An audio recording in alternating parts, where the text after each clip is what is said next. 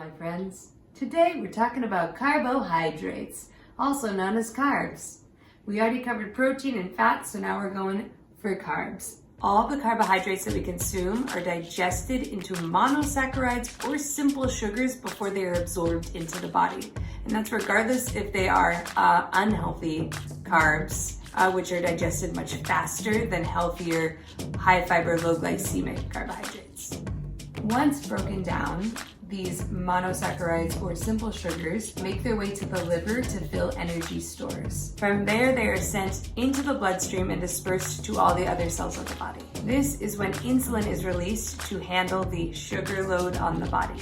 A larger insulin response can actually be really helpful if it is after an intense workout, but not so helpful if you're about to go to sleep. Carbohydrates are primarily a source of immediate energy for all of the body's cells. When your diet consists of simple sugars and refined carbohydrates, which the body breaks down rapidly, one may notice elevations in blood triglyceride levels, bad cholesterol, and insulin resistance.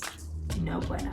On the other hand, carbohydrates that are digested slowly, like whole grains, fruits, vegetables, can help to control insulin response, blood sugar levels, and body composition. Other benefits of a lower glycemic intake, also known as slower digesting carbs, are increased vitamin and mineral intake, increased fiber intake, enhanced satiety, a higher thermic effect of feeding, and blood sugar control. Think no blood sugar spikes. How many carbohydrates are we aiming for? It's going to vary depending on your activity level and your muscle mass, but an average could be around 130 grams a day. The majority of the carbohydrates coming from vegetables and fruits if possible. When we end up having an excess of carbohydrates in our diet, it ends up being stored as glycogen, also known as fat.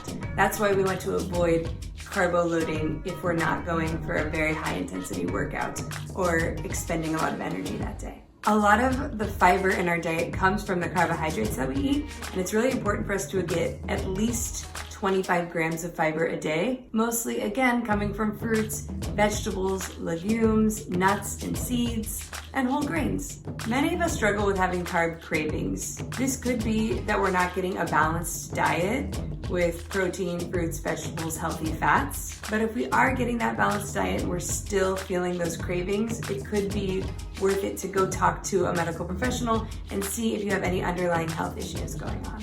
Also, if you think that your carb cravings are stemming from an emotional place, you could look into talking to a registered dietitian or a psychologist who could help you get to the root issues of why you're feeling that way.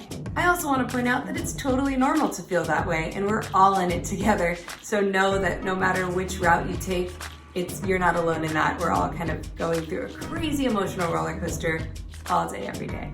So when choosing your carbs, a few rules to live by is try to go for the fruits and the vegetables, the whole grains. Try to avoid the refined grains and the processed grains. Think white flour, white pasta, and white bread. And just try to look at the serving size and aim for that. If you are going for, say, rice or bread or whatever it is, just try to aim for whatever that serving size is. We now luckily live in a world where we know that carbs are very, very needed and very loved, and you should be able to eat them when you want. So please know that carbs are great. There's a lot of awesome options out there. It's really just about finding that balance and finding the right amount of carbs to live on your plate with all the other balanced things that we talk about. Thanks for listening. I'll see you soon. It's hot as balls in here, so I gotta go take a shower. Talk soon. Bye.